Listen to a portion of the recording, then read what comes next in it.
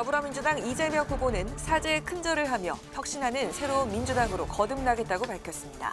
사무총장과 정책위 의장 등 당직자들은 오늘 일괄 사퇴했습니다. 국민의힘 윤석열 대선 후보와 김종인 전 비대위원장 간의 이견으로 선대위 출범을 둘러싼 진통이 계속되고 있습니다. 김 전 위원장의 합류 여부가 미지수인 가운데 두 사람의 회동 가능성이 점쳐지고 있습니다. 여야 대표와 대선 후보들은 전직 대통령 전두환 씨 조문을 하지 않기로 결정했습니다. 민주당은 전두환 씨 미납 추징금 956억 원을 사후에라도 집행하는 방안을 추진하기로 했습니다. 정치 이슈와 현안에 대한 전직 의원들의 날카로운 시각 맞짱 토론. 오늘은 겸손과 포용 모드로 민심 호소에 나선 민주당 이재명 후보와 선대위 구성의 난항을 겪고 있는 국민의힘 윤석열 후보를 살펴보고 전두환 씨 사망 소식을 접한 정치권 분위기 알아봅니다.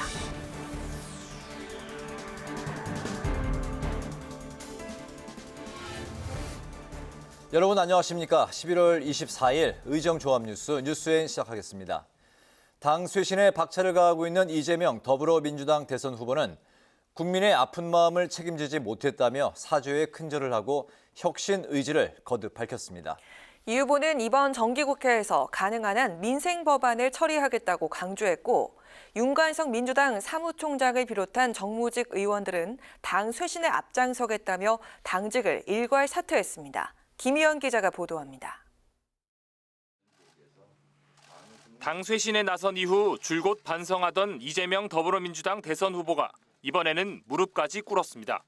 깊이 성찰하고 반성하고 또 앞으로는 지금까지와는 완전히 다른 변화되고 혁신된 새로운 민주당으로 거듭나겠다는 의미로 제가 사죄의 절을 한번 드리도록 하겠습니다. 이 후보는 180석의 압도적 의석을 가졌지만 국민의 요구대로 제대로 민생개혁을 했는지 돌아봐야 한다며 정기국회 내에 민생개혁 입법 추진을 예고했습니다. 각 상임위 위원장과 간사들과의 간담회 자리에서 민생 회복에 꼭 필요한 법이라면 야당이 반대하더라도 패스트트랙이나 안건조정위원회 등 최대한의 권한을 사용해 신속히 추진해야 한다고 당부했습니다. 민주당은 정기국회에서 106건의 법안을 처리할 계획인데 이 후보의 지시로 신속 처리, 단독 처리, 당론 추진으로 각각 법안을 분류해 추진하기로 했습니다. 선대위 쇄신에도 속도를 내고 있습니다. 전국민 선대위 전환 후 청년들과 첫 회의를 가졌던 이 후보는 첫 쇄신책으로 청년위원회를 출범시켰습니다. 공식 명칭을 다이너마이트 청년선대위로 정한 청년선대위의 공동위원장은 권지웅 전 청년 대변인과 선한희 전주시의원이 맡았습니다. 민주당에 대한 비호감은 여전히 높습니다. 가르치려는 모습, 스스로가 대체로 옳다는 태도, 그리고 문제를 일방적으로 규정하는 모습이 꼰대의 이미지를 벗어나지 못합니다. 이를 깨는 다이너마이트가 필요합니다. 이런 가운데 윤관석 사무총장을 비롯해 박완주 정책위의장, 고용진 수석 대변인 등 주요 정무직 당직자들은 총사퇴 의사를 밝혔습니다. 이제 다시 초심으로 돌아가 통합과 단결, 원팀 정신을 기초로 과감한 당의 변화와 쇄신에 앞장서며 각자의 위치에서 대선 승리를 위해 최선을 다하겠습니다. 이 후보는 당직자 교체를 요청하지 않았는데 이렇게 결단할지 몰랐다며 감사하다고 밝혔습니다. 이번에 사퇴를 선언한 주요 당직자들은 송영길 대표 체제에서 임명된 의원들인데 이 후보의 당 쇄신 인사에 힘을 실어주기 위한 것으로 해석됩니다. 국회 방송 김희연입니다. 윤석열 국민의힘 대선 후보의 선거대책위원회가 구성에 난항을 겪고 있습니다. 윤 후보의 최측근인 권성동 사무총장이 선대위 합류를 거부한 김종인 전 비상대책위원장을 만나 설득했지만 입장 차이만 확인했는데요. 윤 후보는 김 전 위원장의 합류를 기다리겠다는 입장입니다. 보도에 임채원 기자입니다. 윤석열 국민의힘 대선 후보가 선거대책위원회 인선을 고심하고 있습니다. 앞서 윤 후보는 김종인, 김병준, 김한길 이른바 3김 체제를 구상했는데 김종인 전 비상대책위원장이 합류를 거부하면서 갈등을 겪고 있습니다. 오늘 윤 후보의 최측근인 권성동 사무총장이 김 전 위원장을 만나 설득에 나섰지만 입장차만 재확인했습니다. 윤 후보는 김 전 위원장의 총괄 선대위원장 수락을 기다리겠다는 입장입니다. 제가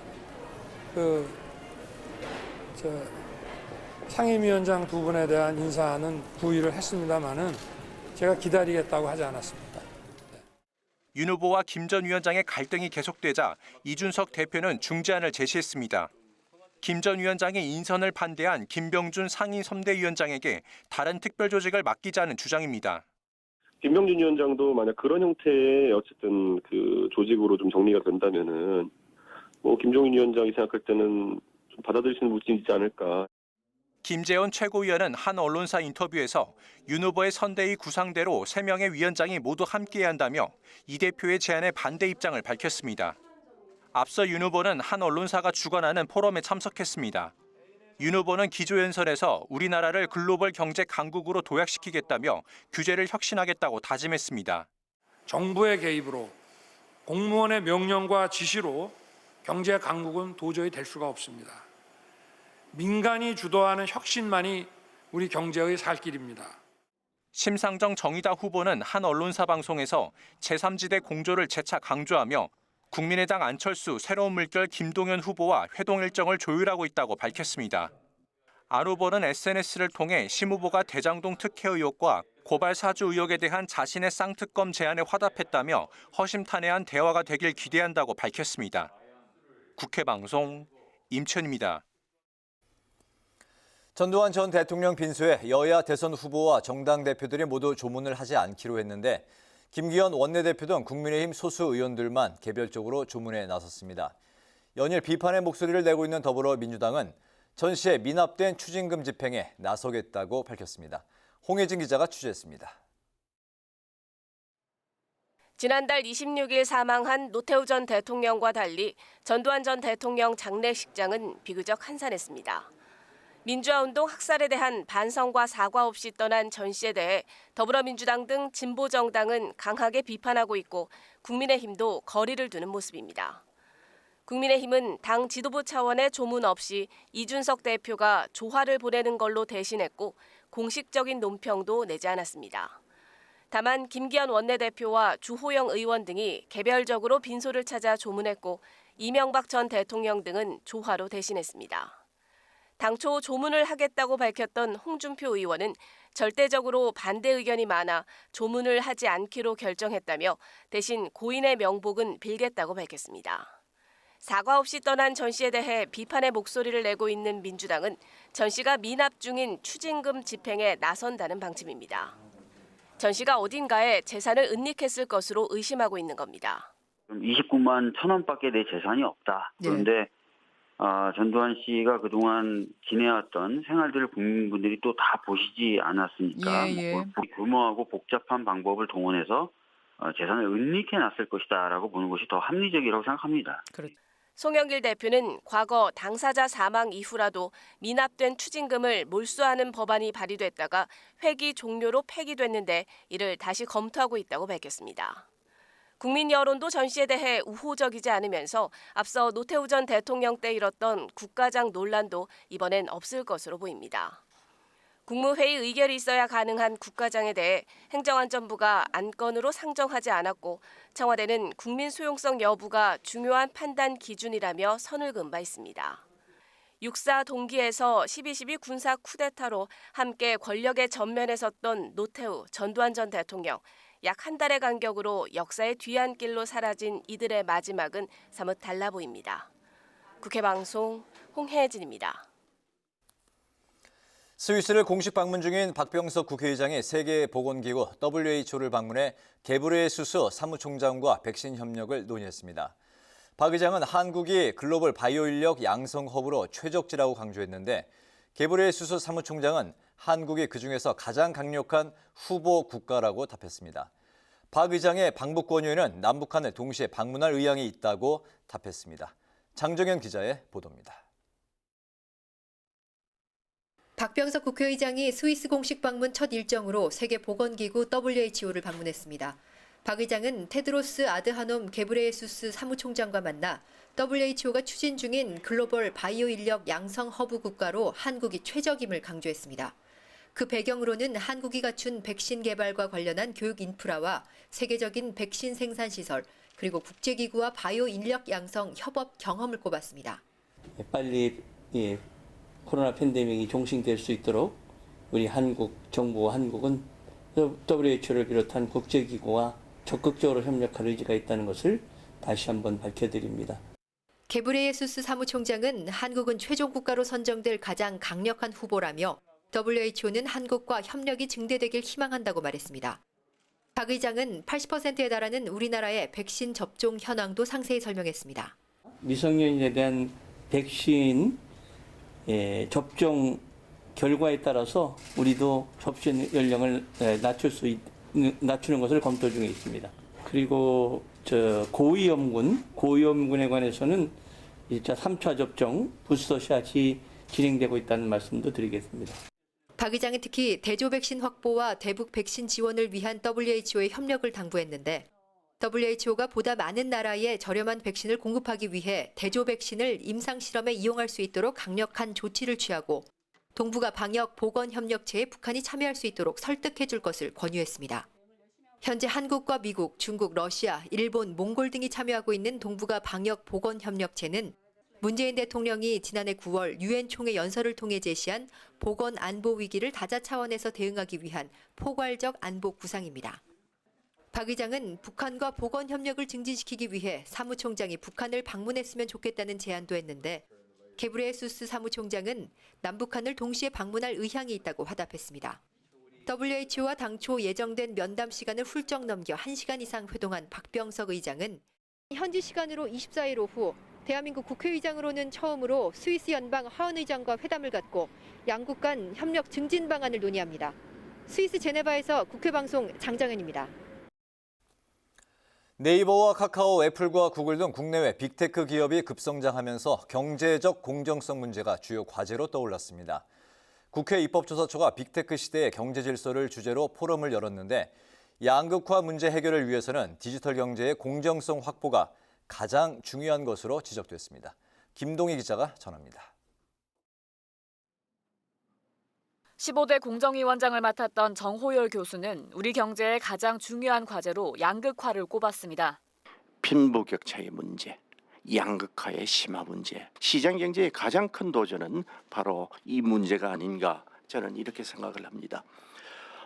양극화가 심화가 되게 되면은 공동체로부터의 분열, 이탈 현상이 일어나게 됩니다. 특히 시장 진입의 자유와 공평성이 보장되는지, 경쟁 과정에서 특권과 반칙이 없는지가 가장 중요한 화두라고 진단했습니다. 공정 문제의 범주를 어디까지 볼 것인가도 쟁점이 됐습니다. 경제적 공정성을 위해서는 공정위가 개별 기업 간 불공정 거래 행위보다는 독과점이나 기업 결합과 같이 시장에 중대한 영향을 미치는 행위를 규제해야 한다고 정 교수는 주장했습니다. 불공정 거래 행위에 대한 적극적인 규제가 양극화 완화와 분배 정책에 기여할 수 있는 측면이 있다는 의견도 제기됐습니다. 중소기업들이 법원에 찾아가서 이걸 소송으로 다투고 승소해서 손해배상을 받아내기까지의 너무 많은 어떤 사법 시스템에 대한 우리가 접근성이 좀 많이 떨어지고 아직까지는 법률 비용이 많이 든다.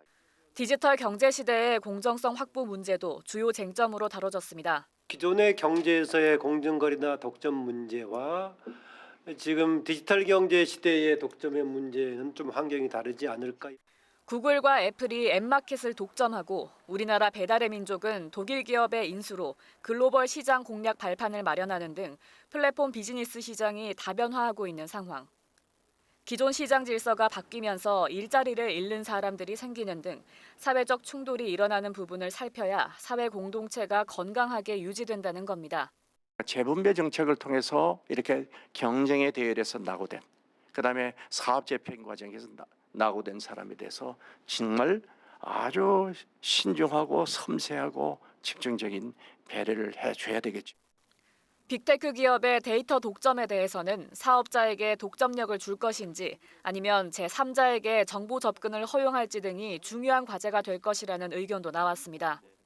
국회 방송 김동희입니다.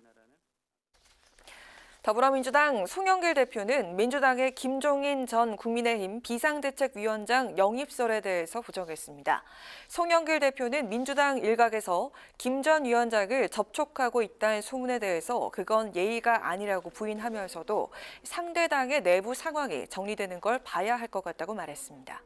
이어 윤석열 국민의힘 대선 후보와 김 전 위원장의 갈등이 쉽게 봉합되진 않을 것이라며 김 전 위원장은 경제 민주화 등 자신의 어젠다가 있는데 평생 검사만 하던 윤석열 후보와 국정을 논의하기 어려울 것이라고 주장했습니다. 정치권에서 페미니즘 논쟁이 이어지는 가운데 국민의힘 이준석 대표가 정의당을 향해 페미니스트 정당임을 선포한 것이라고 비판했습니다. 국민의힘 이준석 대표는 SNS에 정의당이 이준석식 안티페미 전략과 맞붙겠다고 하는데 이준석도 이준석식 안티페미가 뭔지 모르겠다며 정의당이 가상의 적을 세워놓고 싸우려는 것이라고 밝혔습니다. 그러면서 페미니스트 운동을 하려면 주 타격 방향은 민주당이 돼야 한다면서 진지하게 노동운동하던 분들은 어디 가고 정의당이 이런 방향으로 흘러가냐고 비판했습니다. 정의당이 2030 여성 정치인들을 전면에 내세운 청년 선거대책위원회를 출범합니다. 정의당은 강민진 청년정의당 대표를 상임선대위원장으로, 류호정, 장혜영 의원을 공동선대위원장으로 하는 청년정의당 선대위를 오는 27일 홍대거리에서 출범한다고 밝혔습니다. 강민진 대표는 한 언론 인터뷰에서 거대 정당이 외면하고 있는 2030 여성을 비롯해 정치권에서 제대로 다뤄지지 않는 소외된 청년들을 전면 대변하는 것이 목표라고 밝혔습니다.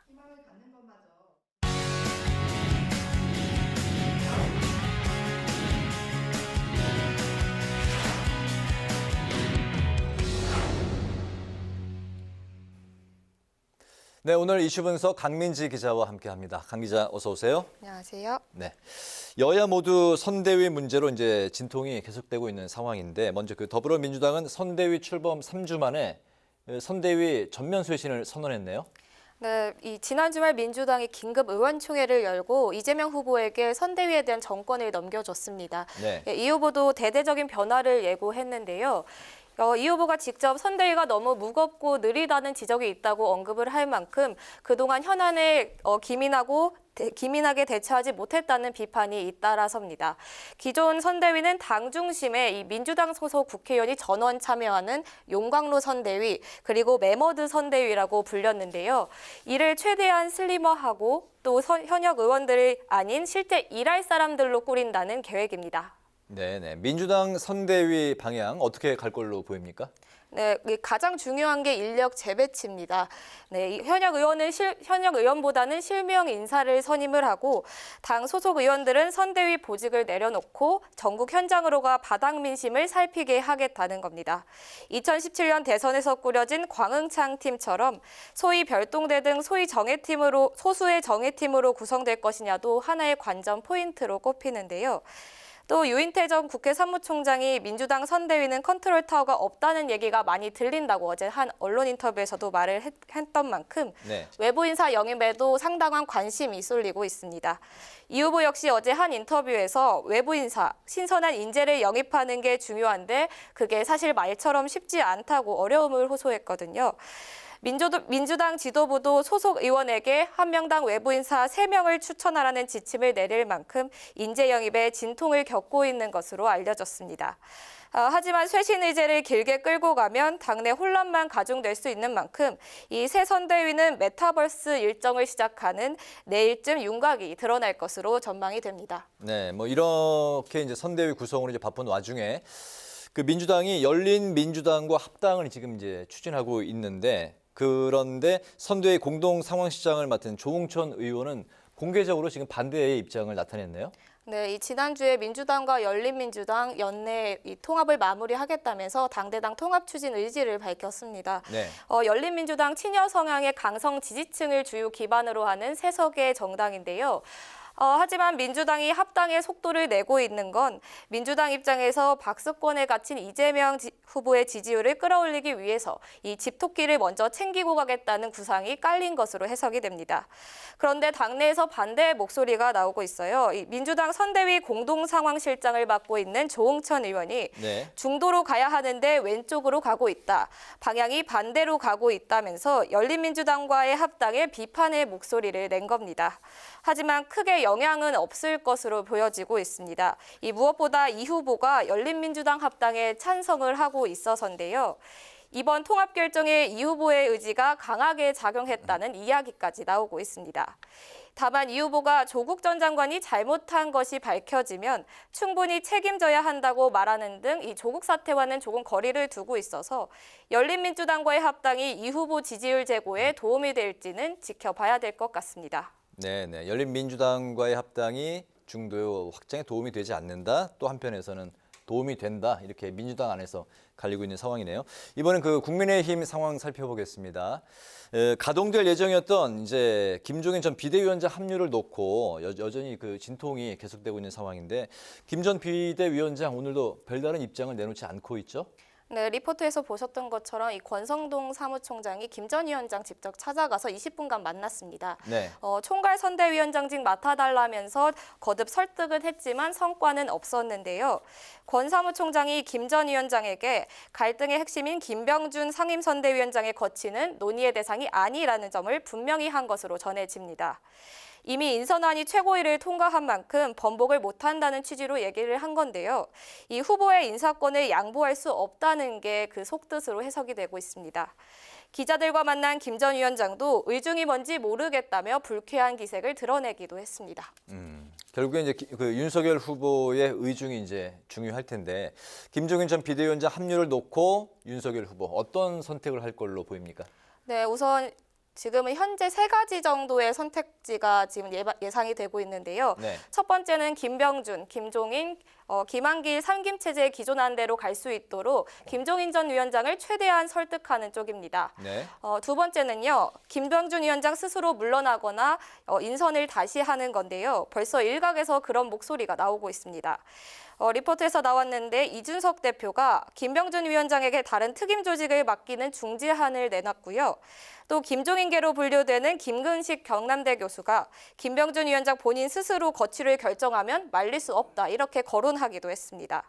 하지만 윤 후보 측은 김병준 위원장 인선 이미 최고에서 가결한 만큼 번복할 수 없다는 입장 이미 밝힌 만큼 김 전 위원장을 최대한 설득하는 방향으로 무게가 실리고 있습니다.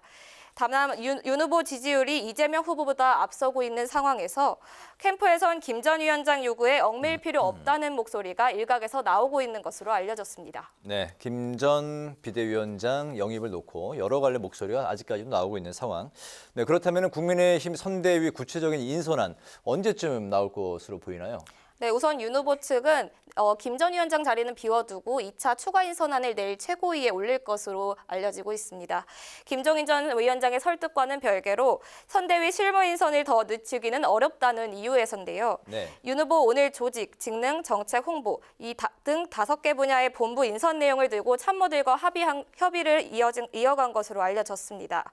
현재 선대위 정책총괄본부장에는 원희룡 전 제주지사, 홍보미디어본부장인 이준석 대표, 당무지원본부장인 권성동 사무총장이 확정이 됐고요. 조직총괄본부장에는 주호영 전 대표가, 직능총괄본부장인 김성태 전 의원, 총괄특보단장인 권영세 의원이 유력한 상태입니다. 잠시 후 6시 반에 윤석열 후보와 김종인 전 비대위원장이 만날 것이라는 속보가 방금 전 들어왔는데요. 내일 2차 추가 인선안 의결 전에 선대위 합류에 대한 합의를 볼 수 있을지 관심이 쏠리고 있습니다. 네, 6시 반이면은 이제 한 5분 후쯤에 윤석열 후보와 김종인 전 비대위원장의 과연 이제 뭐 선대위에서 계속 만날 수 있을지 결정을 할 수도 있겠군요. 그렇습니다. 알겠습니다. 오늘 그 이슈 분석에서는 이재명 선대위 쇄신 그리고 국민의힘 김종인 합류 가능성에 대해서 살펴봤습니다. 강민지 기자 수고했습니다.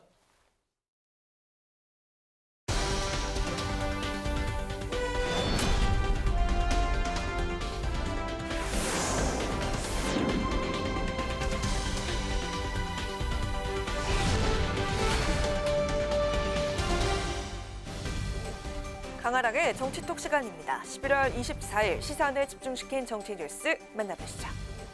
오늘의 첫 번째 정치톡 김종인 섭외전입니다. 김종인 전 비상대책위원장의 국민의힘 선대위 합류가 불투명해진 가운데 최근 더불어민주당 일부 인사들이 김 전 위원장과 물밑 접촉을 했다의 소문이 돌면서 정치권이 술렁이고 있습니다. 민주당 인사들은 윤석열 후보의 선대위 참여는 이롭지 않다는 점을 강조하며 김 전 위원장의 국민의힘 선대위 참여를 만류한 것으로 전해졌는데요. 이 같은 소문에 민주당 송영길 대표, 그건 예의가 아니다라고 김 전 위원장의 영입설을 부인하면서도 상대당의 내부가 정리되는 것을 봐야 한다며 여지를 남겼습니다. 윤석열 평생 검사하시던 분이 대통령 되는 게 맞지 않다 이렇게 김정인 위원장의 본심이라고 보고 뭐 선거를 떠나서 국정을 같이 논의하기 어려운 분이 아닌가 아마 의견 차이가 클 거라고 보여집니다. 국민의힘은 김 전 위원장의 마음을 돌리기 위해 애를 쓰고 있지만 쉽지 않은 모습입니다. 오늘은 김 전 위원장에게 총괄선대위원장으로 선거를 진두지휘해달라 요청한 것으로 알려졌는데요. 김재원 최고위원은 정권교체 대의라는 목표가 일치하기에 김 전 위원장의 선대위 합류가 200% 확실하다며 자신감을 드러냈습니다. 지금 민주당 분들이 와서 뭐 좀 못 먹는 감 찔러본다는 식으로 접촉을 해봤자 민주당으로 가실 분은 아니거든요. 김종인 위원장께서 뜻을 펼칠 수 있도록 만들어주는 것이 도움되기 때문에 빠른 시일 내에 협의를 해야 된다고 봅니다. 김종인 전 위원장 더 이상 정치 문제에 대해 이야기하지 않겠다, 일상으로 돌아가겠다 밝혔지만 여야 모두 선대위 구성에 어려움을 겪고 있는 만큼 김 전 위원장을 향한 시선은 거두지 않고 있는 상황인데요. 선대위 합류 중대 기로에 서 있는 김 전 위원장, 그는 과연 어떤 선택을 하게 될까요? 이어서 오늘의 두 번째 정치톡은 전두환 조문 갈까입니다. 국민의힘 홍준표 의원이 오늘 전직 대통령 전두환 씨 조문을 가지 않겠다고 밝혔습니다. 앞서 홍 의원은 전 씨를 가리켜 옆 동네 어른이라면서 조문 의사를 밝혔지만 하루 만에 입장을 바꾼 건데요. 그 이유는 바로 청년들의 반대였습니다. 홍 의원 자신이 개설한 온라인 청년 플랫폼 청년의 꿈에 조문이라는 제목의 글을 올리고 정치적 이유를 떠나서 조문을 가는 것이 도리라고 보는데 어떻습니까? 라며 청년들의 의견을 물었는데요. 이 글에 800개가 넘는 댓글이 달리면서 조문을 가야 한다는 의견과 가지 말아야 한다는 의견이 엇갈렸습니다. 물론 대다수 청년들은 조문을 가지 않는 게 좋겠다고 입을 모았는데요. 상당수는 전두환은 반성 없는 죄인이다. 조문을 가는 건 자책골을 넣는 것과 같다. 선택은 준표형 몫이지만 안 가셨으면 한다 등의 반응이었습니다. 이에 홍 의원은 조문을 가려고 했는데 절대적으로 반대 의견이 많다며 그 의견을 받아들이겠다면서 그러나 고인의 명복은 빌어야겠다고 덧붙였습니다. 전두환 씨 사망에 정치권 역시 싸늘한 분위기입니다. 여야 대선 주자와 지도부 대부분은 조문을 하지 않기로 결정했고요. 청와대도 끝내 역사적 진실을 밝히지 않았고 진정성 있는 사과가 없었던 점에 대해선 유감을 표한다며 청와대 차원의 조화와 조문 계획은 없다고 밝혔습니다. 군사 쿠데타를 통해 집권해 8년여간의 통치기간 한국의 민주주의를 후퇴시켰던 전두환 씨가 결국 세상을 떠났습니다. 마지막까지 단 한마디의 사죄도 참회도 없었는데요. 역사의 진실을 가리는데 죽음이 면죄부가 될 순 없겠죠. 무고한 국민을 살상하고 또 인권을 유린했던 참혹한 그의 과오. 역사의 심판은 영원하다는 사실 잊지 말아야겠습니다. 이상 지금까지 강하락의 정치톡이었습니다.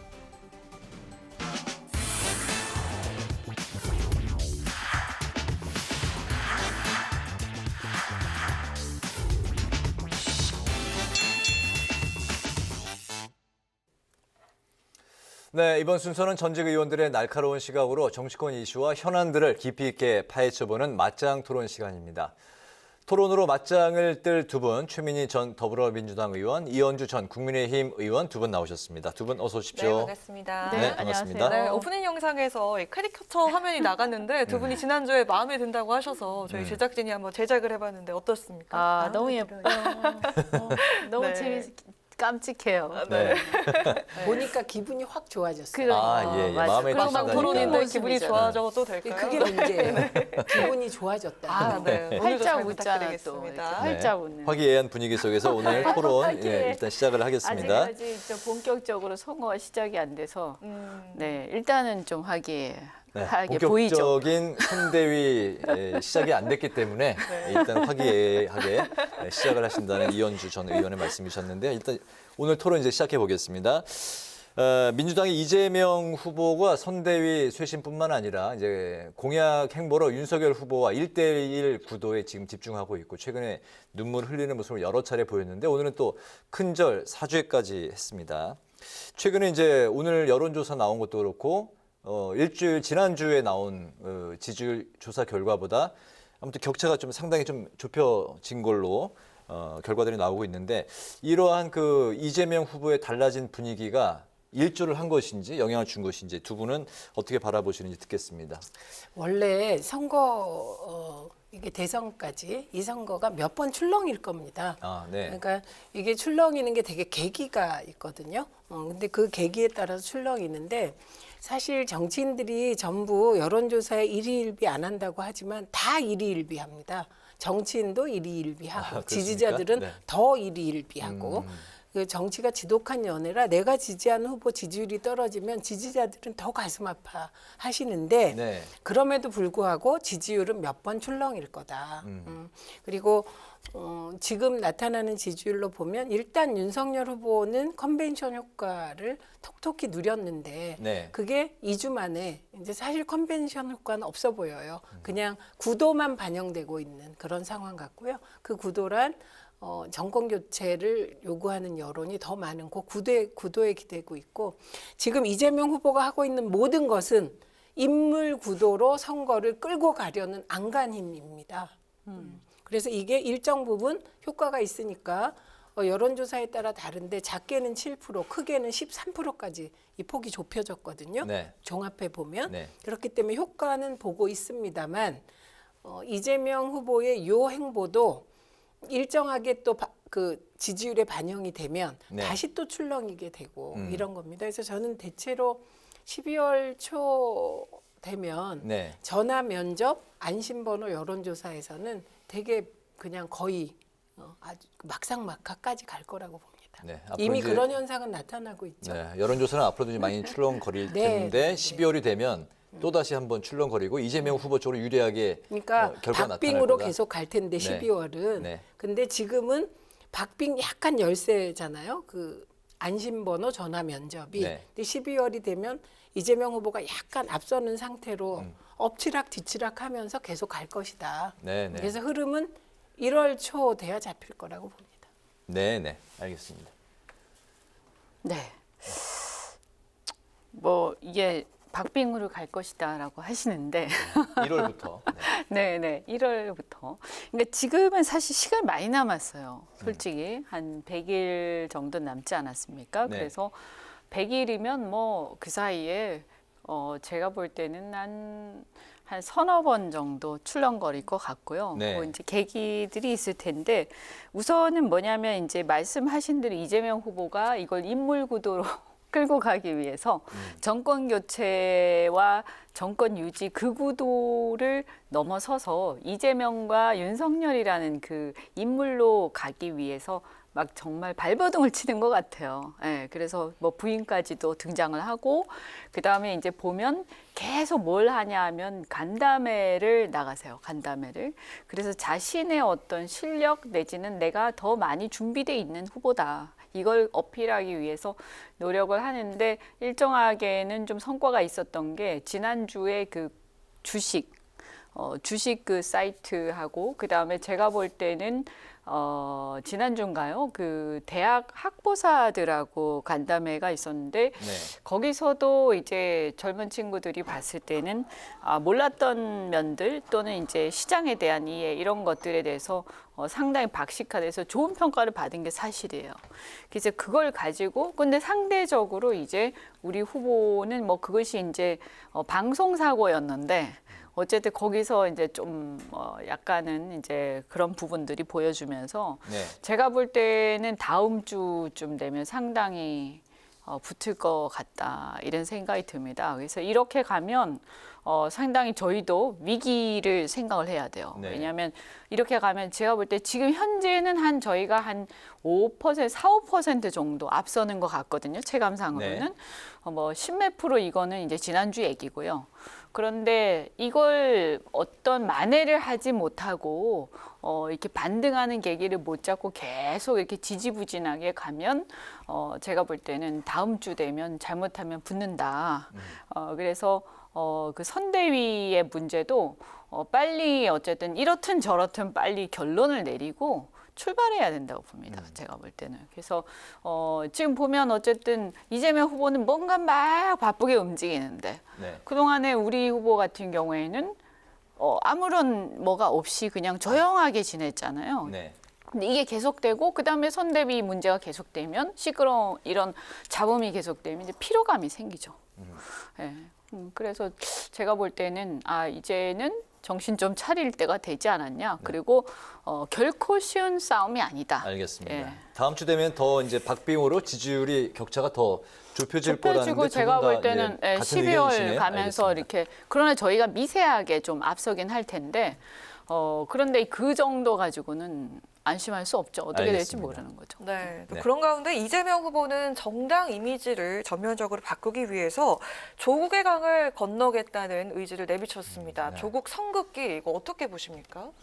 그거는 뭐 사실은 어떻게 보면 좀 늦었죠. 좀 더 빨리 했었어야 되는데 왜냐하면 어찌 됐든 뭐 민주당의 골수 지지층에서는 좀 아무래도 이렇게 그런 부분들에 대해서 비판적이겠죠. 뭐 조국 지지자가 많으니까. 그럼에도 불구하고 특히 20, 30대에 대해서 조국 개인의 어떤 잘잘못을 떠나가지고 어떤 가족의 문제, 여러 가지 그 이슈들이 굉장히 공정의 문제하고 다 있기 때문에 이 부분에 대해서 사실은 지난번에 보면 우리 후보 그러니까 우리 그 홍준표 후보 같은 경우도 거기서 큰 타격을 입지 않았습니까?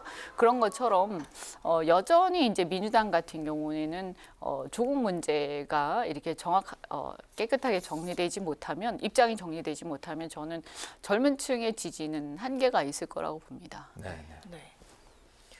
우선 조국 성급기에 대해서 조국 전 장관과 선긋기 했다 이 표현 맞지 않죠. 그러니까 정확하게 워딩을 보면 이게 송영길 대표가 이미 그 조국 장관과 관련하여 우리가 내로남불했다, 죄송하다 사과했어요.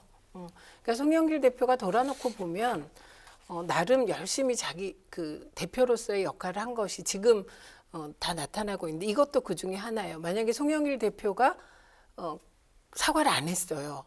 그런데 지금 이재명 후보가 사과를 했다. 그러면 아마 지지자들이 받는 충격이 굉장히 컸을 텐데 일단 송영길 대표가 대표되자마자 조국 전 장관 관련하여 지나친 수사가 있었고 일가족을 정말 멸문지화에 이르는 잘못된 수사가 있었지만 그럼에도 불구하고 일부 내로남불이 있었다는 걸 인정했거든요. 네.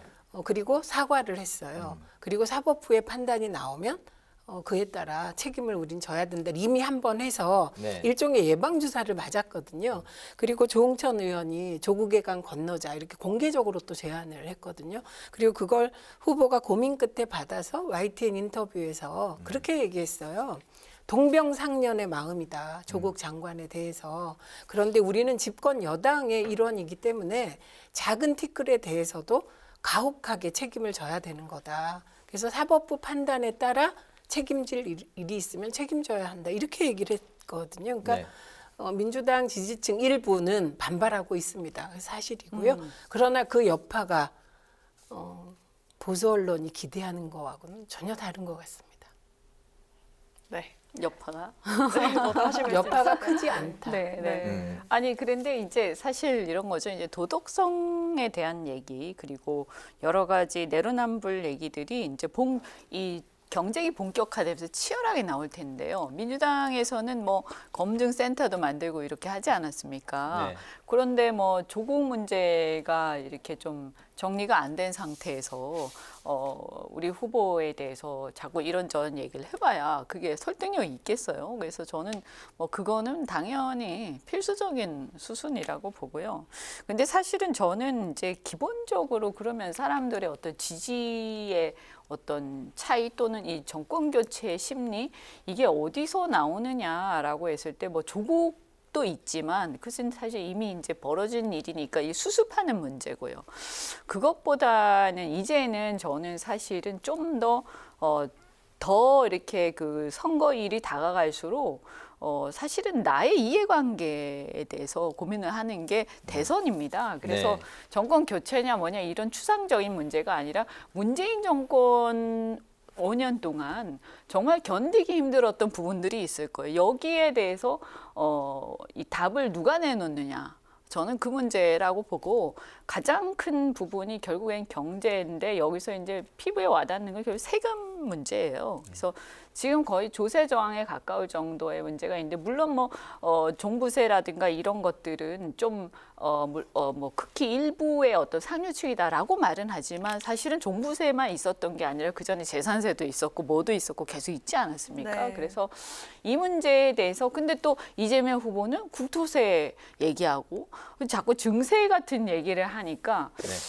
저는 뭐 이거는 그냥 제 개인적인 충고입니다만 그 부분에 대해서 지금이 과연 증세할 때인가? 설사 그게 어떤 노선이라 하더라도 예. 잠시만요. 이거 그냥 넘어갈 수가 없는데 왜냐하면 의제를 확장시키셨기 때문에. 아니, 근데 그 종부세 고지서가 이제 이번 주부터 이제 날아오고 있기 때문에 이제 세금 문제 말씀하신 것 같은데 사실 세금 관련해서는 저희가 오늘 그 논외거든요. 없어요. 근데 말씀하셨기 때문에 제가 네, 짧게 부탁드립니다. 짧게 얘기할 수밖에 없는데 한마디로 얘기하면 부동산 문제에 대해서 문재인 정부가 저도 아쉽다고 생각합니다.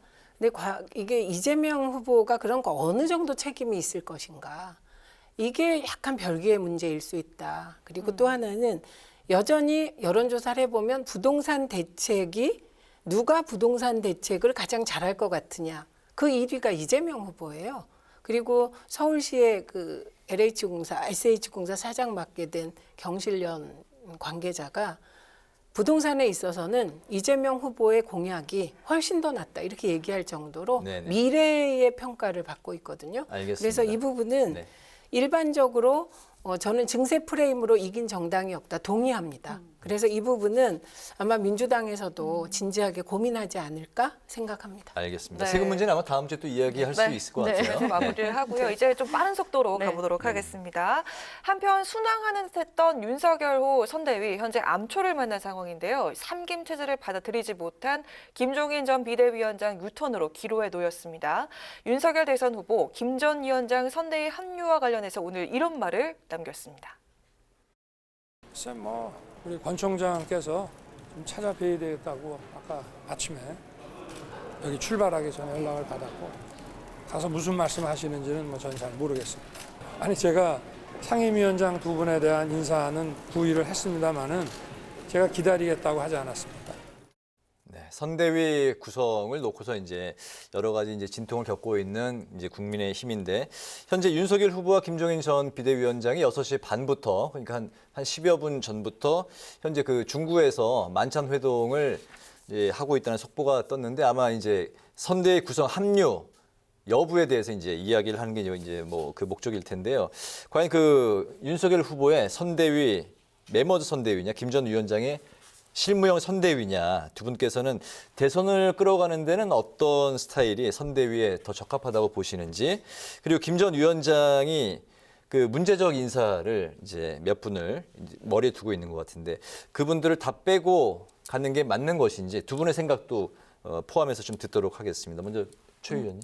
우선 메머드 선대위는 형식으로 필요하다고 생각합니다. 그러니까 민주당도 처음에 원팀 선대위를 꾸렸잖아요. 네. 근데 그 메머드 선대위를 꾸릴 때 중요한 거는 이게 실무를 추진할 수 있는 구조가 필요하거든요. 그런데 되게 메머드 선대위를 꾸려놓으면 책임 소재가 불분명해지기 때문에 네. 실무가 잘 안 돌아가게 됩니다. 그러니까 이 부분을 반면교사 삼으시면 될 것 같아요. 민주당의 오늘이 국민의힘 선대위의 미래다. 제가 이런 얘기 여러 번 했는데 반면교사로 삼겠다고 했는데 안 삼는 것 같고요. 네. 김종인 위원장이 반면교사로 하겠다고 했죠. 있고. 네.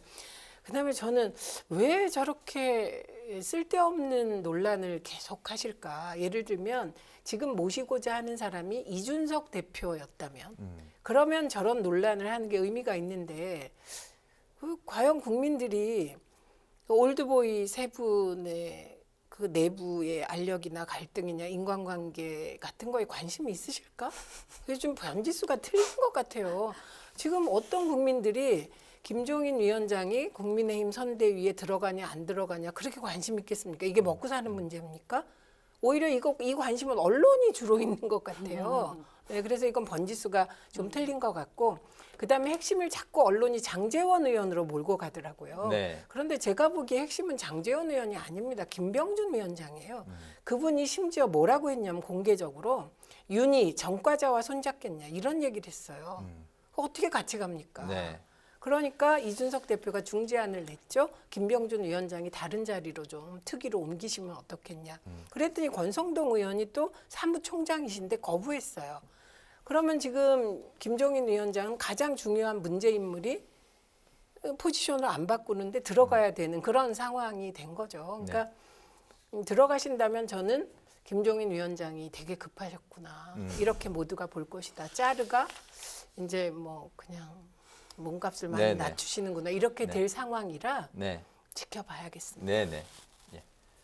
제가 볼 때는 그 어차피 후보의 의중이 제일 중요한 거 아니겠어요? 결국 결정권은 후보한테 있는 거니까. 그런데 이미 후보는 지난 최고위원회의에서 자기 의사를 표시를 했다라고 봅니다.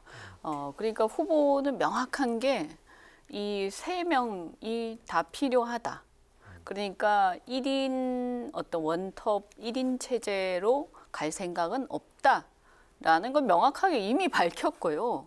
거기서 김종인 위원장께서 이건 내 생각하고 다른 것 같은데라고 아마 그 전에 이제 임태희 실장이 갔을 때도 그렇고 얘기를 했을 거란 말이에요. 그런데 또 불구하고 결정을 해버렸죠. 그런데 결정을 할 때 이제 그러니까 이 두 사람, 그러니까 김병준 위원장 특히 그분을 보류한 게 아니라 김종인 위원장의 그거를 보류한 거죠. 네네. 그러니까 김종인 위원장이 오시든 안 오시든 그 두 사람은 임명하겠다라고 의지를 분명히 밝히신 거예요. 말은 어떻게 하시더라도. 임명했어요. 그러니까요. 그래서 임명을 했잖아요. 그러니까 네. 이미 확정된 상태에서 이제 더 이상은 그 두 사람은 후퇴할 수도 없고 후퇴할 리가 없다고 저는 봅니다. 그래서 이준석 대표는 김병준 위원장 뭐라고 했지만 그러나 그분도 비대위원장까지 지내신 분이고 한데 지금 임명을 후보가 한 이상 저는 거기서 변화가 있을 것 같진 않다. 그럼 여기서 남는 건 딱 하나예요. 굉장히 단순합니다. 김종인 위원장이 이 상태에서 본인이 이 포지션을 받아들일 것이냐, 네. 아니면 이건 너무 내 자존심에도 상하고 내가 생각했던 거랑 다르니까 난 이건 못하겠다 하고 일단 걷어들일 거냐, 저 둘 중에 하나라고 보고요. 다만 이제 김종인 위원장께서 지금 합류를 안 한다라고 하시더라도 이럴 수 있죠.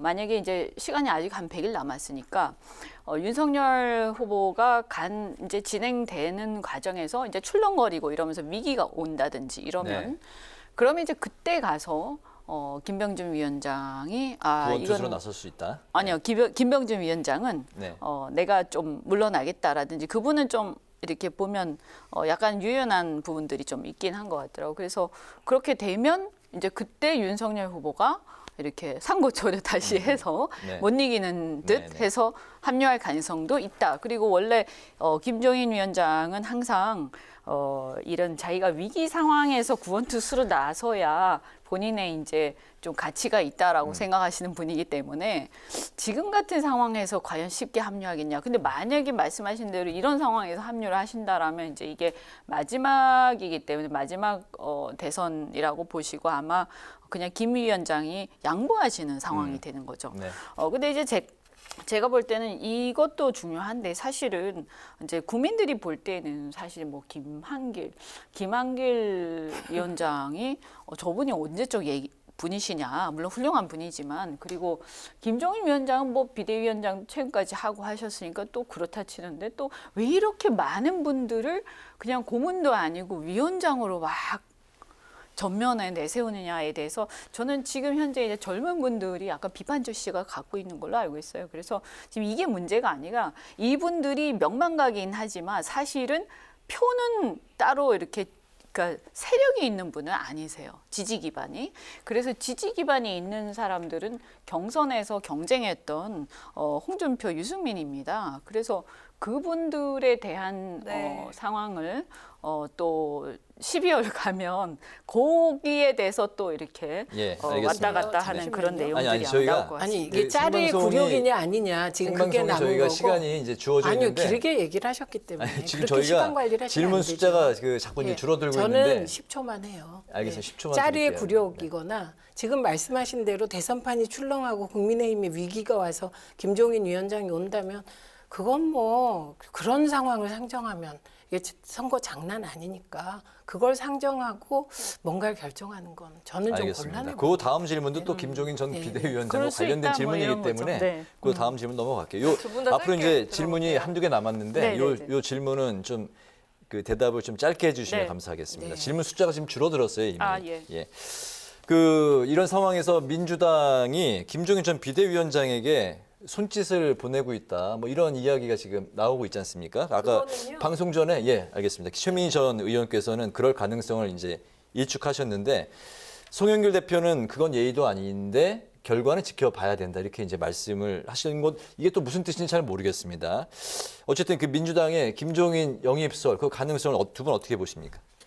아니 김종인 위원장이 짤의 굴욕으로 윤석열 후보한테 내쳐졌어요. 그러면 김종인 어르신을 모실 수 있겠습니까? 그러면 그건 짤의 굴욕당한 거의 카노사의 굴욕 수준이에요. 지금 들어가면 그건 불가능하다고 보고 그리고 저는 그 기사 자체가 김종인 위원장 주변 발이다 이렇게 생각하지 않을 수가 없습니다. 그리고 송영길 대표 말은 너무 상식적인 말이에요. 제 말을 당대표기 때문에 정치적으로 표현하신 거죠. 네네. 요 워딩이 뭐 특별히 뭐 의미 부여를 할 필요는 없다는 말씀이고. 네, 지켜보자는데 뭐. 네, 그리고 민주당의 영입 가능성은 없다. 예, 저는 알겠습니다. 그렇게 하면 안 된다고 생각합니다. 알겠습니다. 역시 짧게 들어보겠습니다. 네, 뭐 이게 말이 되는 것 같진 않고요. 그냥 뭐 한번 그냥 누가 얘기해봤겠죠. 그런데 이제 실제로는 보면 요새 이재명 후보가 내놓는 공약.